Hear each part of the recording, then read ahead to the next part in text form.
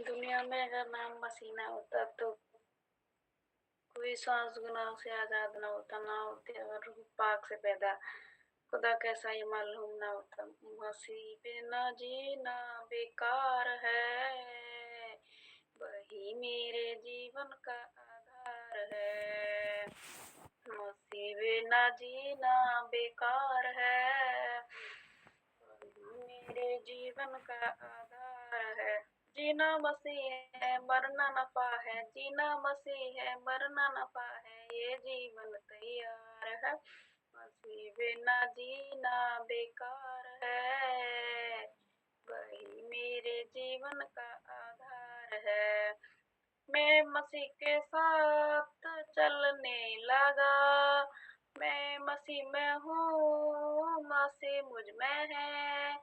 मैं मसीह के साथ चलने लगा, मैं मसीह में हूँ, मसीह मुझ में है। क्योंकि आत्मा बिना जीना बेकार है, वही मेरे जीवन का आधार है। जीना मसीह है मरना नफा है, जीना मसीह है मरना नफा है, ये जीवन तैयार है। मसीह बिना जीना बेकार है, वही मेरे जीवन का आधार है। क्रूस उठा के मैं चलने लगा, मेरा गवाह मेरा मसीहा। क्रूस उठा के मैं चलने लगा, मेरा गवाह मेरा मसीहा। क्रूस उठा के चलना मेरा काम है, अंत में स्वर्ग में विश्राम है। क्रूस उठा के चलना मेरा काम है, अंत में स्वर्ग में विश्राम है। जीना मसीह है मरना नफा है, ये जीवन तैयार है। मसीह बिना जीना बेकार है, वही मेरे जीवन का आधार है। धन्यवाद ईश्वर, धन्यवाद पिता, मेरा धन्यवाद करते मेरे प्यारे परिवार सुंदर क्यों मेरे प्यारे पिता सुंदर देवी सुंदर परमता के बारे में मेरे पिता धन्यवाद मेरे प्यारे पिता, मैं तेरा धन्यवाद करते मेरा धन्यवाद धन्यवाद कर पिता अपनी वारी का नहीं मेरे प्यारे पिता, मैं धन्यवाद करते पिता तुम तेरे नाम से एक से दो से एक मैंने इकट्ठे होते मेरे प्यारे प्रभु तुम मौजूद होता है पिता तेरे नाम से यह मौजूद इकट्ठे मेरे प्यारे प्रभु तुम यहाँ मौजूद हो पिता। धन्यवाद करते मेरे खुदावन प्यारे पिता, पिता जो ये भजन वचन गवाही हो मेरे प्यारे पिता, इस मीटिंग में तेरी इच्छा के अनुसार हो मेरे प्यारे पिता। इस मीटिंग को तेरे हाथों में सौंपते मेरे प्यारे प्रभु। हम धन्यवाद करते पिता यीशु मसीह के नाम से पिता। तेरे वचन में तो लिखा है ढूंढोगे तो पाओगे, मांगो तो तुम्हें दिया जाएगा, खटखटाओगे तो तुम्हारे वास्ते खोला जाएगा पिता। हम तुझसे मांगते तो देता है, खटखटाते तो खोलता है, ढूंढते तो पाते हैं पिता। हम धन्यवाद करते हैं यीशु मसीह के नाम से मेरे प्यारे पिता। तू राजाओं का राजा है पिता, तेरे वचन में तो लिखा है ढूंढोगे तो पाओगे, मांगो तो तुम्हें दिया जाएगा, खटखटाओ। एक भूखे थे बच्चे को उसकी माँ छोड़ सकती है, यदि तुम मेरे वचन में बने रहो तो न कभी छोड़ूंगा न कभी त्यागूंगा पिता। हमें विश्वास है पिता उस माँ छोड़ देगी पिता पर तू कभी ना छोड़ेगा मेरे प्यारे प्रभु। हम विश्वास करते मेरे खुदा प्यारे पिता, धरती आसमान टल जाएंगे मेरे प्यारे प्रभु पर तेरा वचन कभी न टलेगा पिता। मैं धन्यवाद करती हूँ मेरे खुदावन प्यारे पिता, तू राजा का राजा पिता। मैं धन्यवाद करती पिता तेरे वचन में लिखा जहाँ तेरा वचन लगाऊंगा तेरा वचन पहला घर घर प्रचार करूंगा मोटी कलसिया फले पिता। पिता तेरा देश देश विदेश तेरा वचन देश विदेश तक पहले मेरे प्यारे प्रभु और मेरे प्यारे पिता में कलसिया के लिए तो प्रार्थना करती हूँ पिता तेरा 412 से चालू होने पर मेरे प्यारे पिता। मैं धन्यवाद करती हूँ यीशु मसीह के नाम से मेरे प्यारे पिता, तू राजा का राजा है मेरे प्यारे प्रभु। हालेलुया धन्यवाद यीशु मेरे प्यारे प्रभु। धन्यवाद करते पिता तुझमें सब बल ले ताकत दे हिम्मत दे पिता तेरा काम कर सकूं तेरा वचन पहला सकते पिता मेरे द्वारा मेरे परिवार वाले बड़े मेरे प्यारे प्रति महिमा में मेरे प्यारे पिता तेरी संगति में आए मेरे प्यारे पिता। मैं धन्यवाद करते यीशु मसीह के नाम से मेरे खुदावन प्यारे पिता। मैं धन्यवाद करते पिता उन भाई बहनों के लिए पिता जो अस्पतालों में मेरे प्यारे प्रभु खाली है पिता, जो भी लोग परेशान है मेरे प्यारे प्रभु अस्पतालों में बीमार है मेरे प्यारे पिता। मैं पिता उनको तेरे हाथों में सौंपती हूँ मेरे प्यारे प्रभु, उन्हें पिता तू भला और चंगा कर चुका पिता वो अपने घर पहुँचने पाए यीशु के नाम में।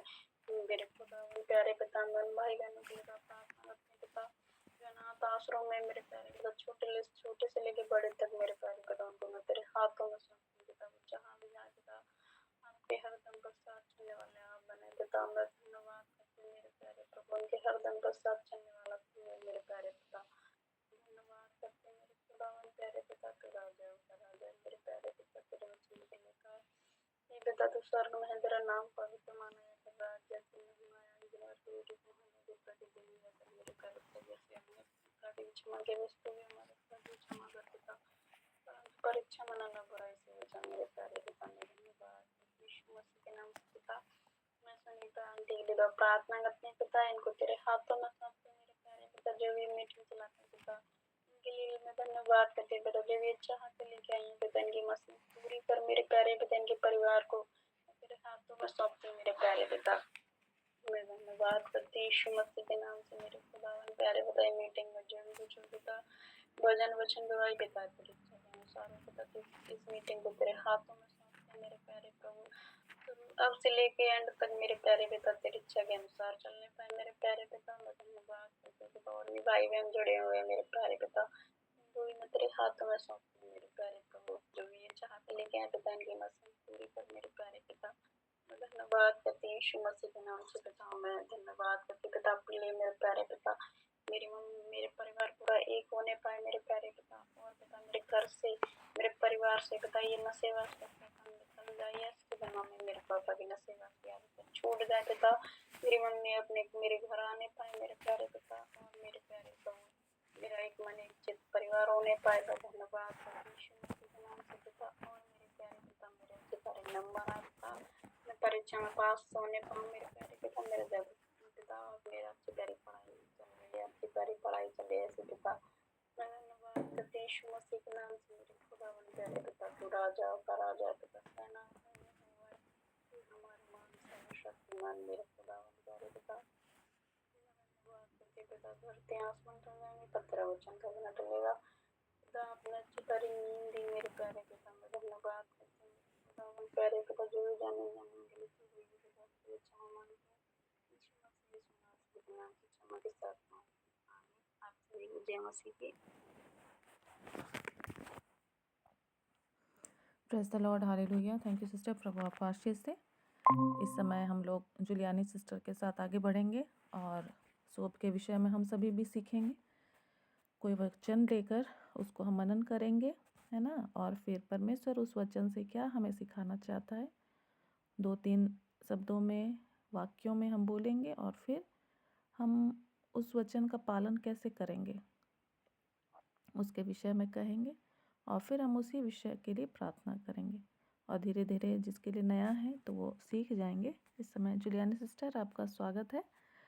प्रभु आपकी सहायता करे, अगुवाई करे, बुद्धि ज्ञान और समझ दे, ऐसी हम दुआ करते हैं आपके लिए। सबको यीशु है जहाँ से के हम लोग वचन की ओर आगे बढ़ेंगे। हम लोग छोटी प्रार्थना करेंगे। हे सर्वशक्तिमान जीवित अनुग्रहकारी पिता परमेश्वर, इस घड़ी हम तुझे धन्यवाद देते हैं। हे पिता परमेश्वर, इस नए दिन के लिए हे पिता परमेश्वर, पूरे रात्रि में बिल्ला में हम हर एक कोई को सुरक्षित रखा और इस नए दिन में हमें ले पहुंचाया है। हे पिता परमेश्वर, पूरे दिन भर के जीवन के लिए हम तुझे धन्यवाद देते हैं। हे पिता, इस छोटी संगति के लिए हे पिता परमेश्वर, तो हर एक कोई को अगुवाई कीजिए कि हम तेरे जीवित वचनों को इस घड़ी जो भी हम मनन करेंगे, सुनेंगे, सुनाएंगे, उसमें तू हर एक कोई को सहायता मदद कर। हे पिता परमेश्वर, हम सुनने हारे भर नहीं, उसके अनुसार चलने वाले भी भी बने। हे पिता परमेश्वर, उस वचन के अनुसार हम अपने अपने जीवन को व्यतीत करने पाए। हे अनुग्रहकारी पिता परमेश्वर, इस घड़ी हम तुझे प्रार्थना द्वारा इस संगति में पुकारना चाहते हूँ। पिता परमेश्वर, आइए पिता परमेश्वर, तो वचन में कहता है जहाँ एक अथवा दो मेरे नाम से उपस्थित होते हैं वहां पर मैं उपस्थित होता हूँ। आइए पिता परमेश्वर इस संगति में अपना उपस्थित देते दीजिए परमेश्वर, और हर एक कोई को अगुवाई मदद कीजिए, सहायता कीजिए। हे पिता परमेश्वर, जो भी इस घड़ी जो वचन मैं सुनाना चाहती हूँ, हे पिता परमेश्वर, उस वचन को हे पिता परमेश्वर मैं नहीं तू ही हमें बताइए कि हम उस वचन को हे पिता परमेश्वर हम सुनकर और उसके अनुसार अपने जीवन में लागू करने पाए। हे पिता परमेश्वर, तू ही हर एक कोई को बहुत का आशीष दीजिए। हे पिता परमेश्वर, जो भी हम सभी ने पाप गुनाह अपराध किए हैं, हमारे सारे पाप गुनाह अपराधों को क्षमा कीजिए। हर एक के दुख तकलीफों को दूर करते हुए हमारी प्रार्थना सुन और ग्रहण कर। हम लोग वचन सुनेंगे लूका 11 का 9-10 को। लूका रचित सुसमाचार उसका 11 अध्याय 9 और 10 को पढ़ेंगे। और मैं तुमसे कहता हूँ कि मांगो तो तुम्हें दिया जाएगा, ढूंढो तो तुम पाओगे, खटखटाओ तो तुम्हारे लिए खोला जाएगा। क्योंकि जो कोई मांगता है उससे मिलता है, और जो ढूंढता है वह पाता है, और खटखटाता है उसके लिए खोला जाएगा।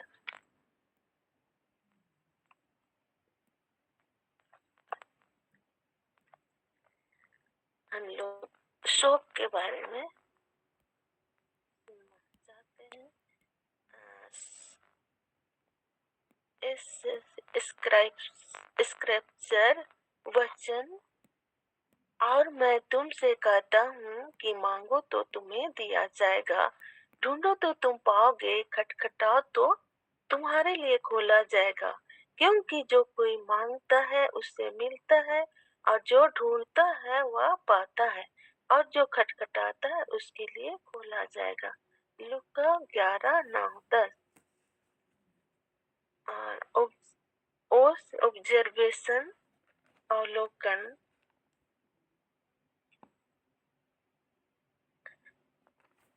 यह वचन हम में मत्ती 7:7 में भी पाते हैं। इस वचन के द्वारा प्रभु यीशु हम सबों से कहता है कि जो कोई मांगता है उसे मिलता है, और जो ढूंढता है वह पाता है, और खटखटाता है उसके लिए खोला जाएगा। प्रभु यीशु हमारे मांगने से पहले ही सब कुछ जानता है, हमारी क्या आवश्यकता है। वो बिना मांगे ही हमारी हर एक आवश्यकता को पूरा करता है।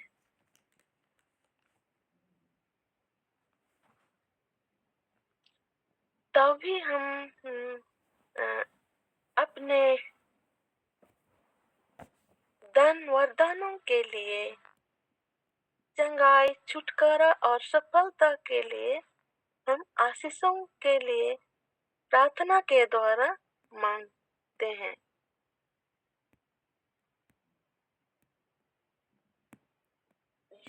जब हम रोज तड़के बिहान को उठकर बाइबल वचनों को पढ़ेंगे, सीखेंगे, उनके आज्ञाओं को मानेंगे, प्रतिदिन उसके शिक्षाओं को ग्रहण करेंगे, प्रार्थना के द्वारा बातचीत करेंगे, तभी तो हम प्रभु परमेश्वर को पाएंगे। और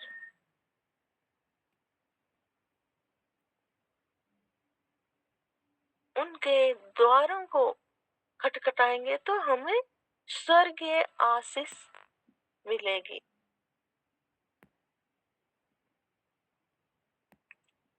इस एप्लीकेशन अनुप्रयोग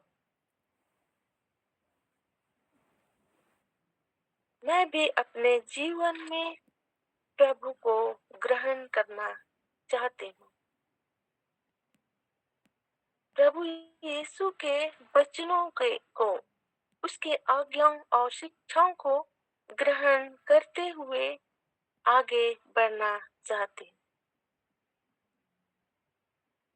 प्रभु मेरी सहायता करे कि मुझे पवित्र आत्मा का बल सामर्थ मिले, ऐसा मैं विश्वास करती हूँ। प्रार्थना, प्रेयर प्रार्थना। हे प्रेमी पिता, मैं हृदय से तेरा धन्यवाद करती हूँ। प्रभु, मैं तेरे चरणों तले आती हूँ और विश्वास के साथ प्रार्थना के द्वारा मांगती हूँ, मुझे स्वर्गीय आशीषों से भर दीजिए। मेरे जीवन में जितना भी समस्याएं आएंगे, प्रभु उसको दूर कीजिए।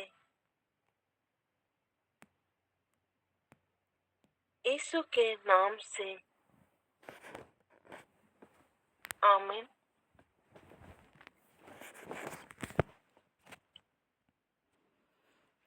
आमीन। परमेश्वर आपको आशीष दे।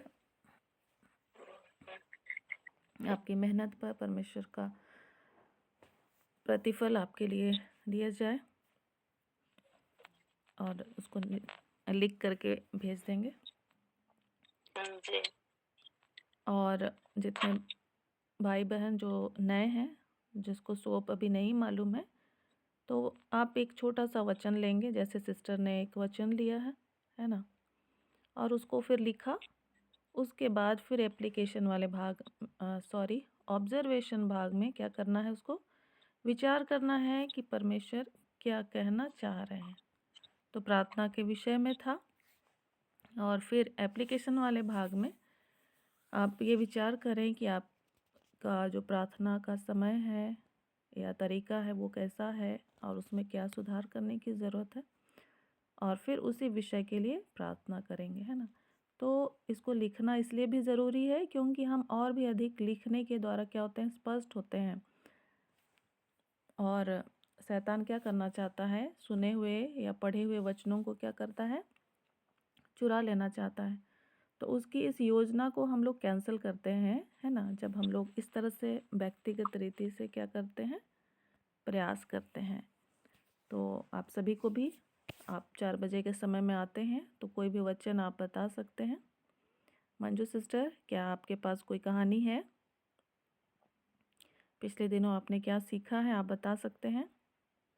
और जो पढ़ना लिखना नहीं जानते हैं तो वे लोग सुनी हुई बातों को याद करेंगे और फिर उसको बोलने का प्रयास करेंगे, ताकि वो बातें उनके दिल दिमाग में हमेशा से ही स्थापित हो जाए। और ऐसा करते करते लगातार आप जब 1-2 महीना ऐसा करते रहते हैं तो आपके अंदर आप खुद ही देखेंगे कि बड़े बदलाव आते हैं, है ना। तो मंजू सिस्टर, क्या आपको कोई कहानी याद है?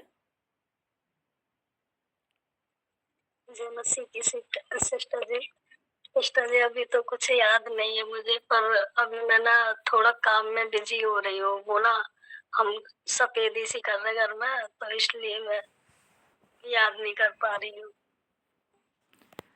ठीक है, तो काम करते करते सुनते हुए ही उसको करना है। हम लोग जो कुछ भी काम कर रहे हैं, काम हम लोग का चलता रहेगा पूरा 365 दिन 24 घंटा, काम कभी नहीं ख़त्म होता है, ठीक है ना। आप लोग को 5-10 मिनट ध्यान लगाना है, उसको सुनना है, क्योंकि ये जीवन की रोटी है ना। और जब हम शरीर के लिए खाते हैं तो आत्मा के लिए भी हमको भोजन चाहिए, और नहीं खा रहे हैं तो फिर हम समस्या में पड़ जाते हैं और हमें शैतान का सामना करना है। तो हम कैसे सामना करेंगे जब हमारे पास कोई वचन ही नहीं होगा, है ना। तो हमको तो शैतान क्या कर देगा, घायल करता चला जाएगा। अच्छा, चलिए और कोई है? सुरेखा सिस्टर, आप कोई सोप का वचन बताना चाहेंगे? हाँ प्रभु सिस्टर, आपकी कल सहायता करे। मैं प्रेज द लॉर्ड, जय हम्म मसीह की। हम्म मैं तो मुझे भी याद नहीं, वचन तो मैंने पढ़ी थी, लेकिन मैं एक बताना चाहूंगी। मैंने एक सुनी थी थोड़ा कल, तो कोई पास्टर बता रहे थे कि जैसे परमेश्वर अपने प्लान के बारे में किसी को बताते नहीं, जो उसके भविष्य में जो करना है वो। तो जैसे दाऊद राजा को बोले होते कि तेरे को क्या बोलते शेर के साथ लड़ना होगा, तो वो बोला होता नहीं मैं चरवाही, ठीक है प्रभु मुझे नहीं शेर के साथ लड़ना है। और उसको बोला होता कि तेरे को शाऊल मारने को आने वाला है, तेरे जो जान के पीछे पड़ने वाला है तब तू राजा बनने के बाद। तो बोला था नहीं मैं चरवाही ठीक हूँ, मुझे राजा नहीं बनना है, ऐसा बोला होता है। तो परमेश्वर अपने प्लान के बारे में बताते नहीं। और अपने जीवन में और क्या बोल रहे थे, एक मैं याद कर रही हूँ।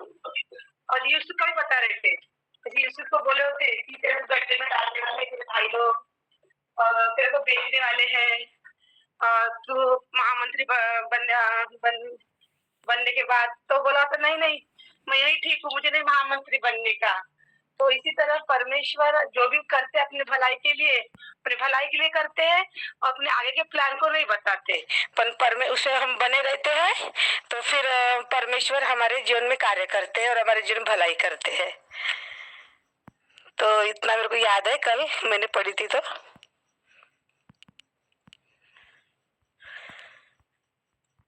जय मसीह की।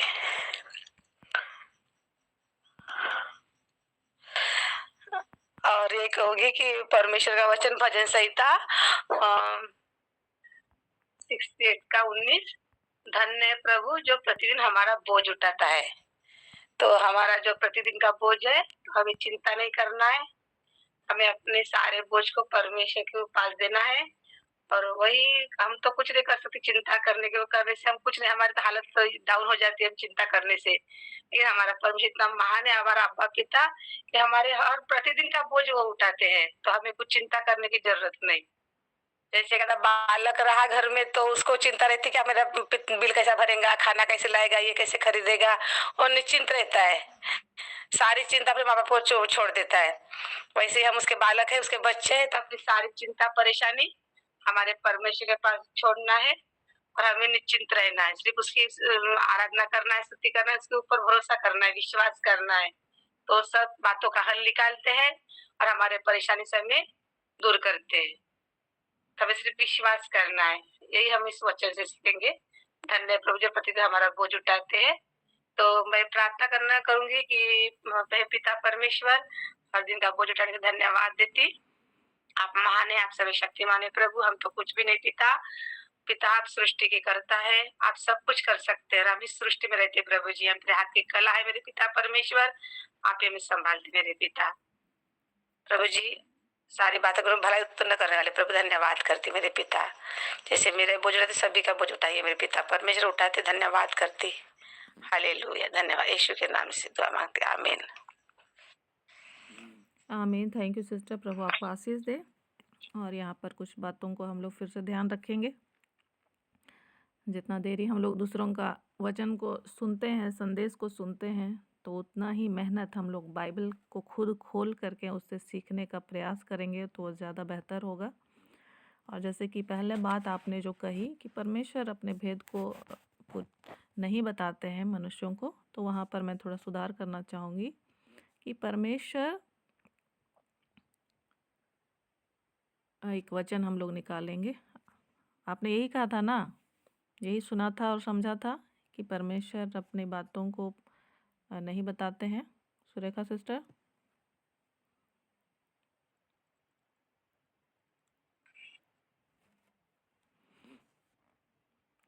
तो मैं इसलिए आप लोगों को बाइबल पढ़ने के लिए प्रेरित करती हूँ, ठीक है? आप लोग पहले संदेश सुनते हैं और फिर खुश हो जाते हैं और फिर शैतान आता है और चुरा के ले जाता है, ठीक है? हम लोग निकालेंगे आमोस की पुस्तक में से आमोस 3:7। कोई पढ़ेंगे? सुरेखा सिस्टर आप पढ़िए आमोस 3:7।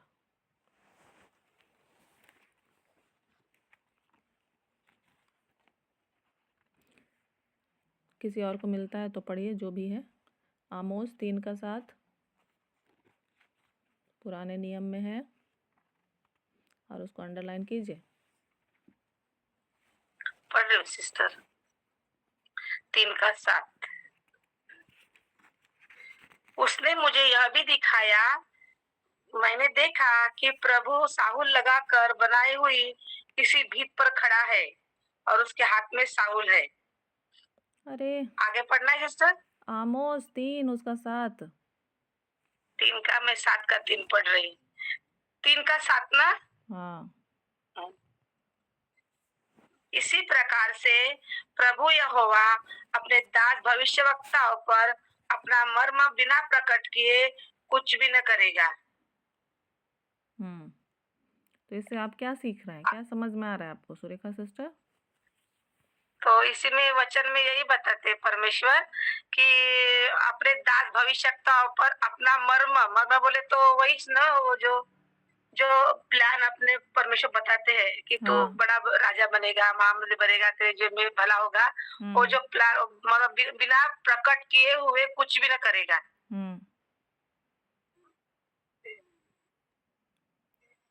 तो इससे आप क्या समझ रहे हैं कि परमेश्वर बताएंगे कि नहीं बताएंगे?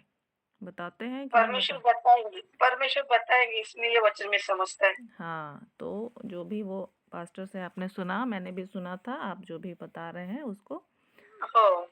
चलिए, तो यहाँ पर मैं बोलना चाहूँगी कि हम पूरी बात को नहीं समझ पाते होंगे या नहीं बता पाते हैं परमेश्वर, या नहीं बताते हैं पूरी बात को, लेकिन वो मर्म को, उसके उद्देश्य को, योजना को, दर्शन को वो ज़रूर ही अपने दास पर, नबी पर, बेटे बेटी पर वो पहले से ही प्रकट कर देते हैं, है ना। और इसका हम लोग उदाहरण देखेंगे, जैसे हम लोग अब्राहम के विषय जानते हैं।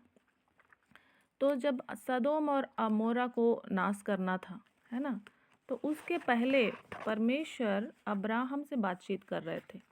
ठीक है, आप लोग उत्पत्ति की पुस्तक में चले जाइए, कहाँ लिखा हुआ है सदोम और अमोरा के विषय में।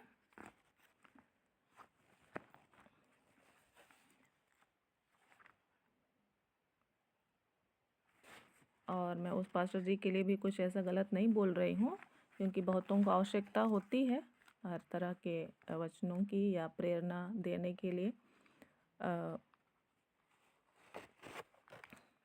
लेकिन आपको मैं प्रेरित करना चाहूँगी कि आप लोग बाइबल को खुद पढ़ें, है ना, और उसमें से प्रेरणा को पाना सीखें। और वो प्रेरणा को जब आप पा लेते हैं ना, तो उसको शैतान नहीं चुराएगा। ठीक है, कहाँ है सदोम और अमोरा, मिला कि नहीं? उत्पत्ति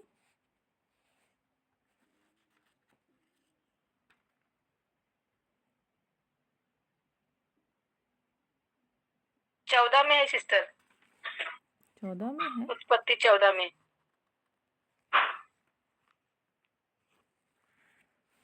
सदोम और अमोरा उत्पत्ति 14 में तो मुझे नहीं दिखाई दे रहा है।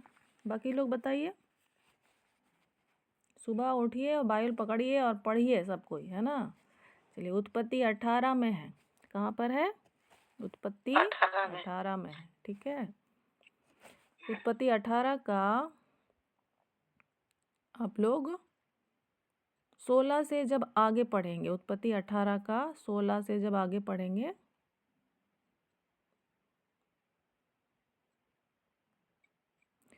तो आप लोग देखेंगे 19, 20, 21। ठीक है, 19, 20,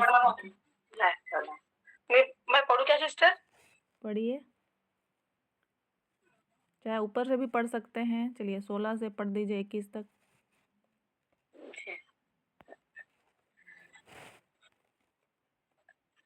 फिर वे पुरुष वहां से चलकर सदोम की ओर ताकने लगे और इब्राहिम उन्हें विदा करने के लिए उनके संग चला। तब यहोवा ने कहा, यह जो करता हूँ सो क्या इब्राहिम से छिपा रखूं? इब्राहिम ने तो निश्चय एक बड़ी और सामर्थ्य जाति उपजेगी और पृथ्वी की सारी जातियां उसके द्वारा आशीष पाएगी, क्योंकि मैं जानता हूँ कि वह अपने पुत्र और परिवार को जो उसके पीछे रह जाएंगे आज्ञा देगा कि वे यहोवा के मार्ग में अटल बने रहे और धर्म और न्याय करते रहे, इसीलिए कि जो कुछ यहोवा ने इब्राहिम के विषय में कहा है मैं उसे पूरा करूंगा। फिर यहोवा ने कहा, सदम और अमोरा की चिल्लाहट बढ़ गई है और उनका पाप बहुत भारी हो गया है, इसलिए मैं उतर कर देखूंगा कि उसकी जैसी चिल्लाहट मेरे कान तक पहुंची है, उन्होंने ठीक वैसा ही काम किया है कि नहीं, और न किया हो तो मैं उन्हें जान लूंगा। सोए वे पुरुष वहां से मुड़ के सदम की ओर जाने लगे, तब पर इब्राहिम यहोवा के आगे खड़ा रह गया। आगे पढ़ना है सिस्टर।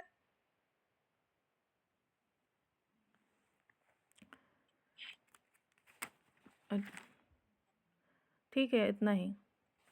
तो यहाँ पर परमेश्वर सदोम और अमोरा को नाश करने से पहले किससे बातचीत कर रहे हैं? किससे बातचीत कर रहे हैं? अब्राहम से। अब्राहम से बातचीत कर रहे हैं। और अब्राहम के लिए क्या बोल रहे हैं 17 पद में? तब यहोवा ने कहा, यह जो मैं करता हूँ उसे क्या अब्राहम से छिपा रखूँ?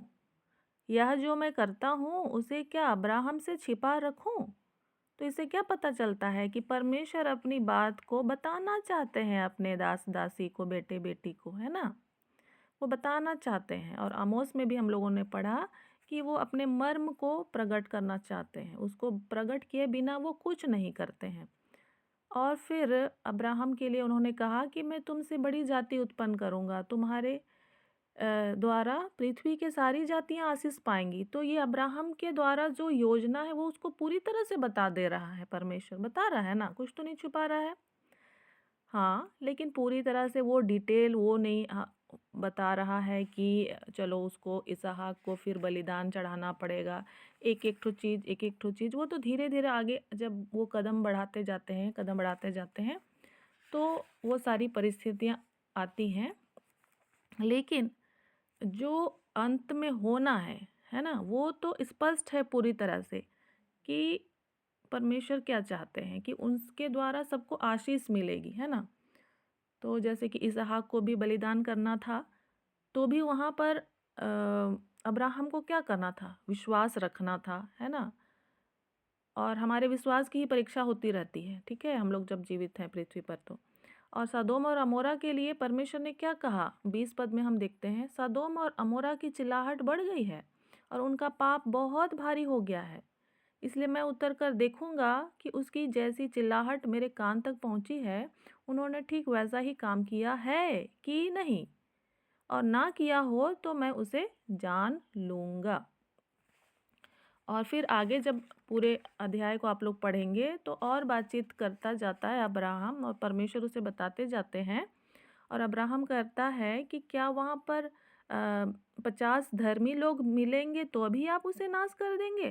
तो परमेश्वर कहता है नहीं, मैं नहीं करूँगा।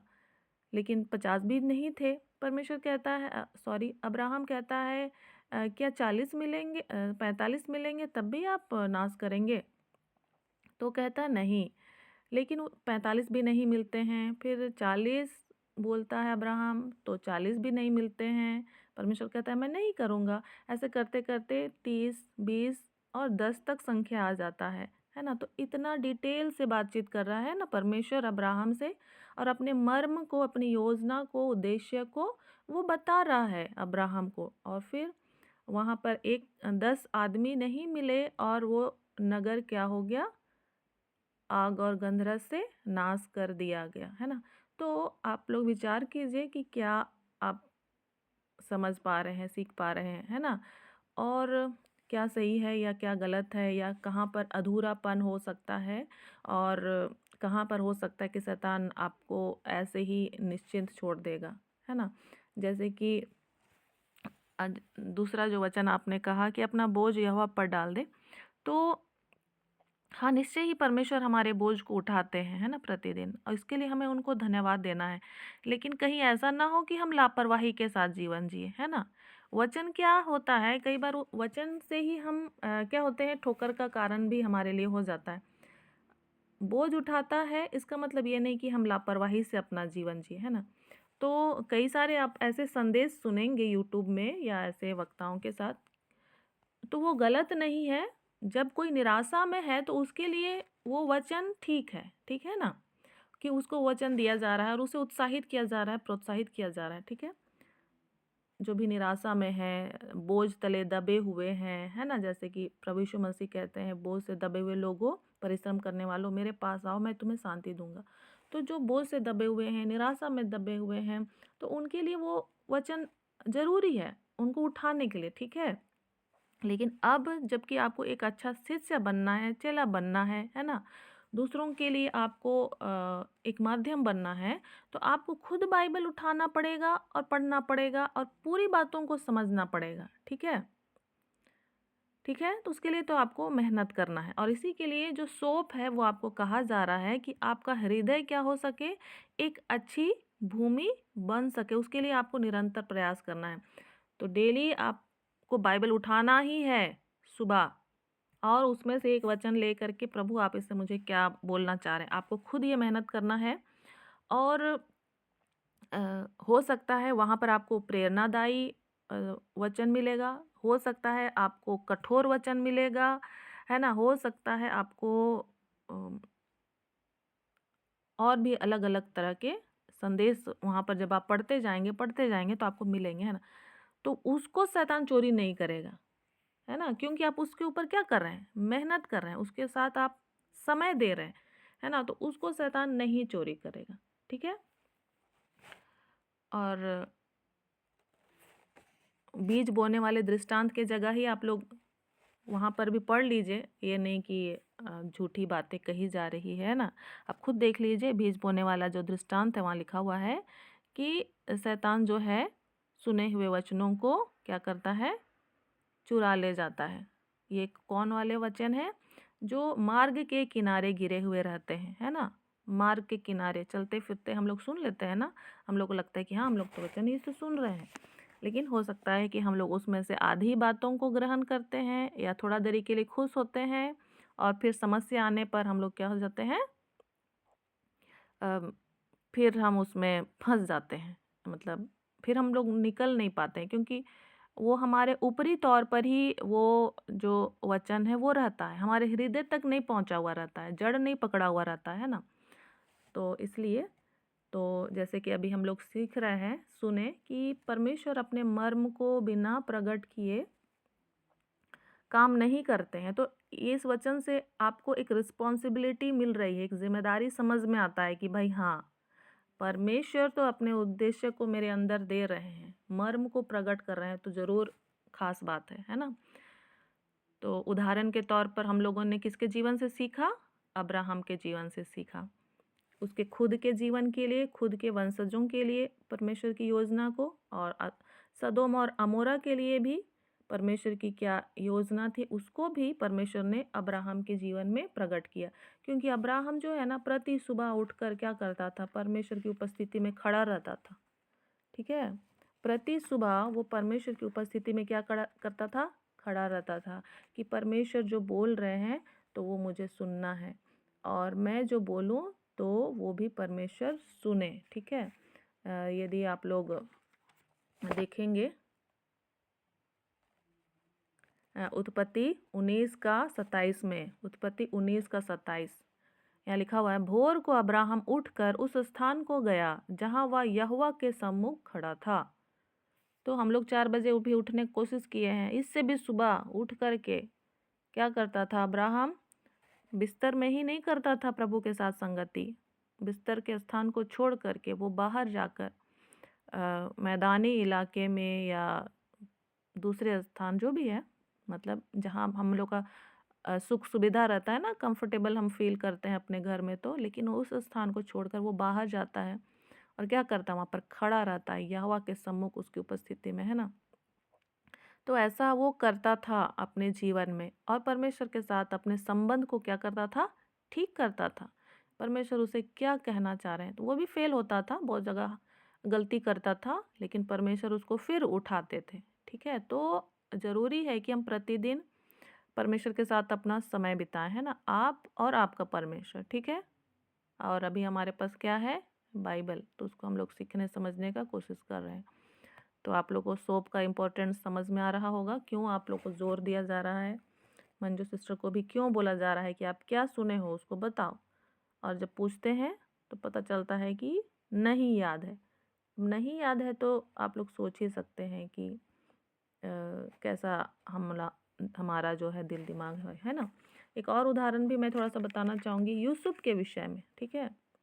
यूसुफ के विषय में कि ज़रूर उसको ये नहीं बताया गया था कि वो जेल में डाला जाएगा या फिर और भी जो कठिन कठिन अकाल के समय आएगा, उसको बेचा जाएगा, कुएं में डाला जाएगा, उतना डिटेल से उसको नहीं बताया गया था। लेकिन उसके लिए परमेश्वर की योजना थी, उस योजना को उसे बता दिया गया था। कैसे बताया गया था? उसके स्वप्नों के में, है ना।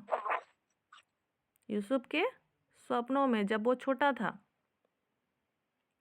इसको आप लोग पढ़ सकते हैं उत्पत्ति 37 में। उत्पत्ति 37 में आप लोग पढ़ सकते हैं।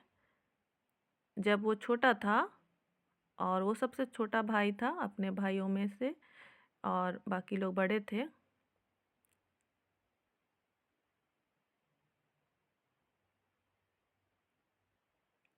उत्पत्ति 37 का 5 पद से, यूसुफ ने एक स्वप्न देखा और अपने भाइयों से उसका वर्णन किया। तब वे उससे और भी द्वेष करने लगे। उसने उनसे कहा, जो स्वप्न मैंने देखे हैं उसे सुनो। हम लोग खेत में पूले बांध रहे हैं और क्या देखता हूँ कि मेरा पूला उठकर सीधा खड़ा हो गया। तब तुम्हारे पूलों ने मेरे पूले को चारों तरफ से घेर लिया और उसे दंडवत किया। तब उसके भाइयों ने उससे कहा, क्या सचमुच तू हमारे ऊपर राज्य करेगा? यह क्या सचमुच तू हम पर प्रभुता करेगा? इसलिए वे उसके स्वप्नों और उसकी बातों के कारण उससे और भी अधिक बैर करने लगे।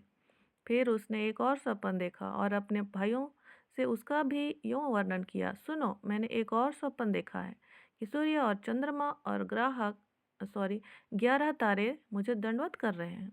इस स्वप्न का उसने अपने पिता और भाइयों से वर्णन किया। तब उसके पिता ने उसको डांट कर कहा, यह कैसा स्वप्न है जो तूने देखा है? क्या सचमुच मैं और तेरी माता और तेरे भाई जाकर तेरे आगे भूमि पर गिर के दंडवत करेंगे? उसके भाई उससे डाह करते थे, पर उसके पिता ने उसके उस वचन को स्मरण रखा, है ना। तो यहाँ पर भी देख रहे हैं कि परमेश्वर स्वप्न के द्वारा यूसुफ से क्या कर रहा है? बातचीत कर रहा है, अपने प्लानिंग को बता रहा है ना। और फिर यदि आप मरियम के पास चले जाते हैं, प्रभु यीशु मसीह की माता मरियम, तो उसको परमेश्वर ने बताया था कि नहीं बताया था? बताया था। बताया था ना कि तुम्हारे द्वारा पुत्र उत्पन्न होगा। स्वर्गदूत ने उससे आकर बातचीत किया। उसके बाद जो प्रभु यीशु मसीह का जो पिताजी यूसुफ, वो यूसुफ, ठीक है, जो नया नियम में हम लोग देखते हैं वो यूसुफ, उससे भी स्वर्गदूत ने बातचीत किया था कि मरियम को अपने पास ले आने से मत डर, है ना। उससे भी लगातार स्वर्गदूत के द्वारा परमेश्वर बातचीत कर रहे थे। और फिर एक बार कहे कि मिस्र को भाग जाओ क्योंकि यहाँ पर उसे मार डालना चाहते हैं। तो आप सोचिए, है ना, कि परमेश्वर किस तरह से कार्य करना चाहते हैं आपके साथ, ठीक है। तो आप कितना जिम्मेदार पर्सन है, ठीक है, आपको कितने जिम्मेदारी के साथ काम करना है, ठीक है, मुझे कितने जिम्मेदारी के साथ काम करना है। लेकिन चूंकि हम मनुष्य हैं, है ना, हम लोग आसानी वाला रास्ता चुनना बड़ा पसंद आता है हमें। लेकिन वहाँ पर ये शैतान हमें क्या कर लेना चाहता है? ठग लेना चाहता है, हमें मजबूत नहीं होने देना चाहता है, ठीक है। तो ज़रूरी आप सभी, आज से मैं चाहूँगी फिर से आप लोग मेहनत करें। और अंतरा सिस्टर, व्यर्था सिस्टर, आप सभी का भी स्वागत है। आप लोग भी कोशिश करें। पूरी तरह से तो थोड़ा मतलब जल्दी से समझ में तो नहीं आता है, लेकिन लगातार जब आप लोग मेहनत करते जाते हैं, है ना, तो आपकी मेहनत का फल आपको परमेश्वर ज़रूर ही देंगे। और प्रभु का वचन कहता है कि प्रभु में किया गया परिश्रम व्यर्थ नहीं है। प्रभु में किया गया परिश्रम व्यर्थ नहीं है, ठीक है। आपको जितना भी आप 5 मिनट वहाँ मेहनत कर रहे हैं, अपना दिमाग लगा रहे हैं, अरे क्या लिखा हुआ है, कैसे लिखा हुआ है, अरे मेरे को समझ नहीं आ रहा है, कोई बात नहीं, उसका प्रतिफल फिर भी आपको परमेश्वर देंगे, क्योंकि आपने वो 5 मिनट प्रभु के वचन को समझने के लिए लगाया है ना। आप मेहनत कर रहे हैं बाइबल को खोलकर, आप 10 मिनट, आधा घंटा, 1 घंटा वचन को समझने के लिए मेहनत कर रहे हैं, तो उस मेहनत का प्रतिफल आपको प्रभु देंगे। और फिर आप उसको लिखेंगे, है ना? लिखेंगे तो उसको आप और भी अधिक क्या करते हैं, मजबूत करते हैं उसमें, ठीक है? और जो भी है, जो विचार प्रभु ने आपको दिया, तो वो स्पष्ट हो जाता है। और मैंने अपने जीवन में काफ़ी असफलताओं को देखा है, और उन सारी असफलताओं से ही मैंने इन सारी बातों को सीखा है, जो मैं अभी आपको बता रही हूँ कि अ, परमेश्वर का वचन किस तरह से हमें बातचीत करता है और हमको स्थिर करता है ना? लेकिन पहले मैं निराशा में मैंने कई साल अपने वेस्ट किए हैं, है ना? बर्बाद किए हैं। अ, अपने बारे में या दूसरों के बारे में गलत बातें मेरे मन में भरी हुई थी। तो वो क्यों भरी हुई थी? क्योंकि मैं वचन को सही रीति से उस पर मेहनत नहीं कर रही थी, या उसको नहीं समझ पा रही थी, परमेश्वर की प्रेरणा को नहीं ग्रहण कर पा रही थी, है ना? मेरी आँखें या मेरी बुद्धि जो है धुंधली पड़ी हुई थी, और जिसके कारण मैं खुद को भी वैसा देखती थी और दूसरों को भी, और मैं दोष की भावना में जीवन जीती थी, है ना? तो इस तरह से शैतान हमें उलझा के रखता है और हमारे समय को क्या करता है? बर्बाद करता है। और मैं रेगुलर नहीं रहती थी, मेरा समय सही ठीक नहीं रहता था। मैं कभी तो बहुत ज़्यादा पढ़ लेती थी, कभी तो बहुत कम पढ़ लेती थी। लेकिन अब मैंने ये जाना है कि नहीं, भोर का समय प्रभु को देना ही देना है। और इसके लिए थोड़ा-सा जल्दी उठने की आवश्यकता होगी, क्योंकि लेट से उठेंगे तो घर के काम करने रहते हैं, और अगर हम लेट से उठ कर के प्रभु के साथ बैठेंगे, तो फिर घर के काम लेट हो जाएँगे, और ये सही तरीका नहीं होगा। और इसके लिए ज़रूरी है कि जल्दी उठना और प्रभु की उपस्थिति को खोजना, और इसके लिए भी मैंने प्रेरणा को पाया बाइबल में से, कि जब प्रभु यीशु मसीह ऐसा करते थे, तड़के भोर को उठकर भोर में वो परमेश्वर के साथ अपना समय बिताया करते थे। अब्राहम जब भोर को उठकर परमेश्वर के साथ अपना समय बिताया करते थे, तो सच में मुझे भी इसके लिए बहुत ही आवश्यक है। और मैं अपने बड़े पिताजी को भी देखा करती थी। आज तो वो इस पृथ्वी पर नहीं है, लेकिन जब वो प्रभु के साथ उन्होंने अपने संबंध को देखा कि कैसा है, और उस क्षेत्र में वो गंभीर हुए, तब फिर उन्होंने अपने भोर का समय को प्रभु के साथ देना गंभीरतापूर्वक जारी रखा, और तड़के 3 बजे वो उठकर प्रभु के साथ अपने समय को बिताया करते थे।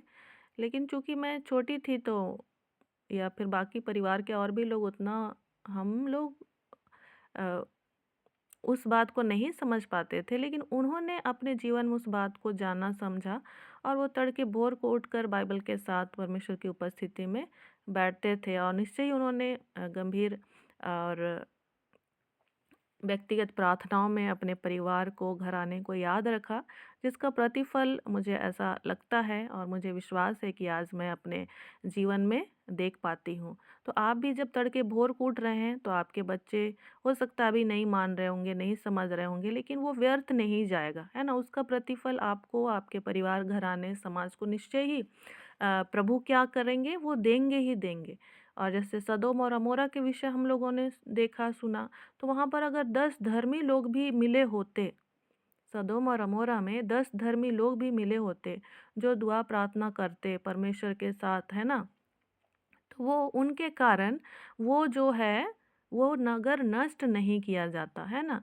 लेकिन वहाँ पर कोई भी नहीं था। तो आप जो यहाँ पर समय बिता रहे हैं, और मैं इसके लिए भी आपको दबाव नहीं देना चाह रही हूँ कि आप गूगल मीट में ही रहें, आप अकेले भी उस काम को कर सकते हैं, है ना? लेकिन मैंने इस बात को भी अनुभव किया कि मैं अकेले में क्या हो जाती हूँ, निर्बल हो जाती हूँ, कमज़ोर हो जाती हूँ, या मनमानी करती हूँ। तो गूगल मीट के माध्यम से प्रभु ने ऐसा अनुग्रह किया कि नहीं, कोई आए या ना आए, इसी बहाने, इसी अ, मुझे अपने रूटीन को, अपने टाइम टेबल को सही करने में क्या होगी, सुविधा होगी, या मैं इसको कर पाऊँगी, ऐसा मैंने अपने जीवन में पाया। तो आप सभी को भी मैं प्रोत्साहित करना चाहूँगी कि आप अपना समय को बड़े विश्वास के साथ बाइबल के साथ दें, है ना? प्रभु के साथ दें, और आप खुद मेहनत करें। आप एक वचन के साथ अभी लगातार मेहनत करते जाएं, ठीक है। सुनिए, आप लोग नहीं सुनिए, मैं ऐसा नहीं बोल रही हूँ, आप लोग सुनिए प्रभु के वचनों को और भी वक्ताओं के से, लेकिन आपको खुद को जो क्या करना है वहाँ पर आप ढिलाई नहीं कीजिए। इस बात को मैं जोर देना चाहूँगी, है ना। और बाहर से हम लोग जितना भी बाहर में जाके पार्टी में खाना खा लें, है ना, वो अच्छा तो लगेगा, लेकिन कितना दिन तक आप बाहर में होटल में खाना खाइएगा या तो फिर पार्टी में खाना खाइएगा। आपको क्या करना है, घर में खाना पकाना ही है, चाहे आप एक बार पकाएं 2 बार खाएं, क्योंकि वही आपके लिए ज़्यादा मतलब लाभदायक होता है ना। चाहे आप सूखी रोटी सब्जी खाएं या केवल चावल और दाल खा लें, जैसा भी, लेकिन वो आपके शरीर के लिए ज़्यादा क्या हो जाता है, लाभदायक रहेगा, ठीक है। तो आप सभी को बहुत धन्यवाद। चलिए हम लोग अंतिम प्रार्थना की ओर आगे बढ़ते हैं। किसी के पास प्रेयर रिक्वेस्ट है?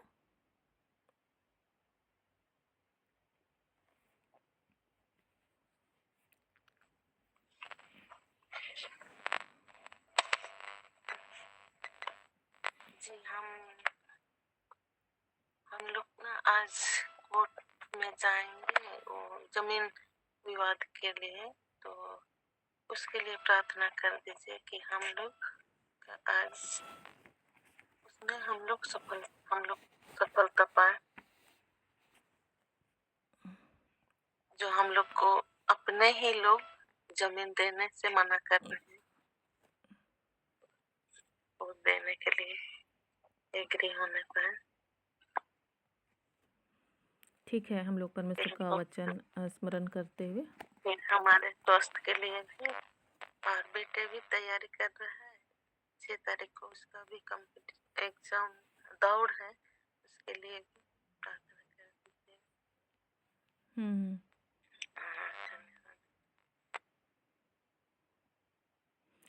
ठीक है, और किसी का है क्या? जय मसीह। सिस्टर भी मेरे लिए भी प्रार्थना करें, मुझे ना बहुत ज्यादा नींद आती है, और जब सुनती जाऊंगी और कभी तो मेरी आँख खुल जाएंगी, फिर नींद आ जाएगी। ऐसे हो रहा है मेरे साथ।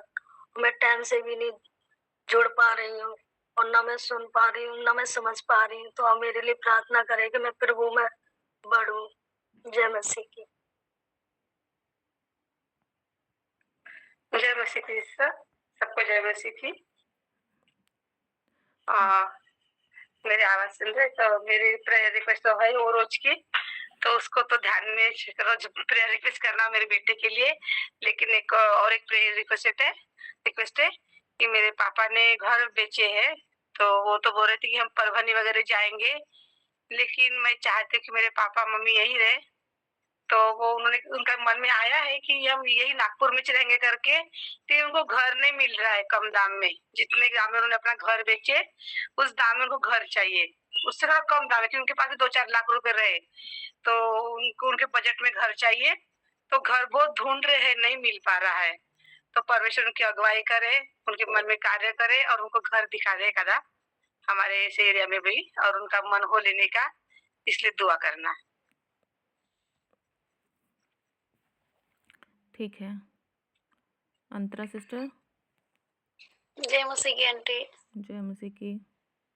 मेरे परिवार के लिए प्रार्थना करना, क्योंकि मेरा परिवार एक मन एक चित होने पाए, और मेरे मतलब कि मेरे अच्छे प्यारे नंबरों से मैं पास हूँ परमेश्वर की दया है। हम सभी को जय मसीह की।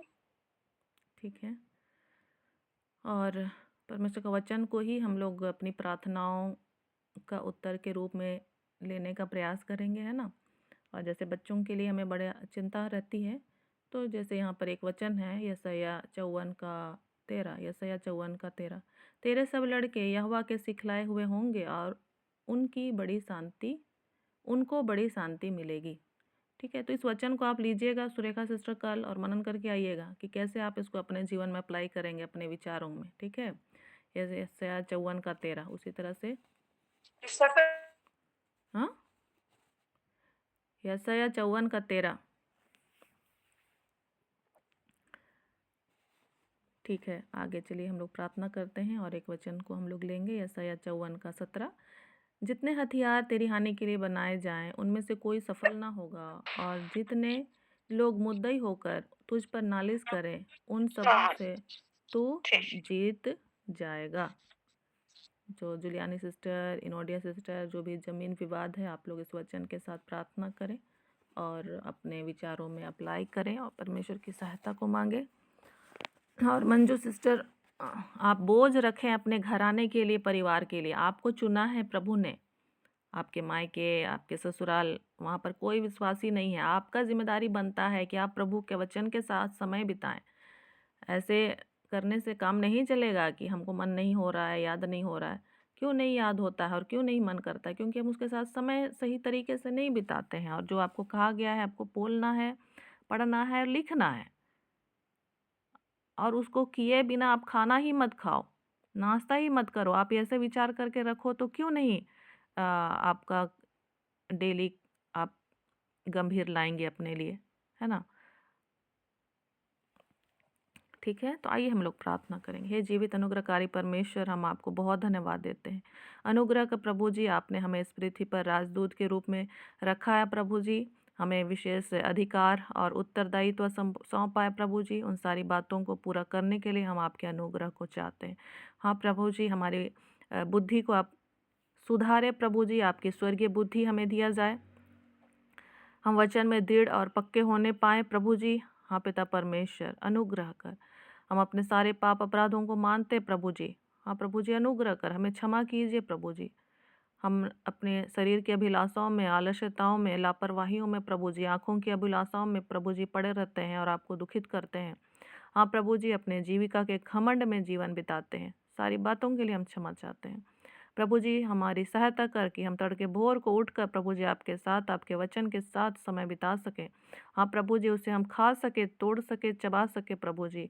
ऐसे अनुग्रह को दीजिए और वह हमारे हृदय में अधिकाई से वास कर सके, उसमें वो जड़ पकड़ सके। अनुग्रह कर प्रभु जी, ताकि जब भी समस्याएं आए, आंधी और तूफान आए, तो प्रभु जी हम दृढ़ता के साथ उसका सामना कर सके। अनुग्रह कर प्रभु जी। हम प्रार्थना करते हैं इस समय जुलियानी सिस्टर के लिए, जो भी समस्या है प्रभु जी, जमीन विवाद है, उसके ऊपर प्रभु जी आपका नियंत्रण रहे। जबकि आज वो लोग कोर्ट कचहरी जाते हैं प्रभु जी, आने जाने में आप साथ दें प्रभु जी।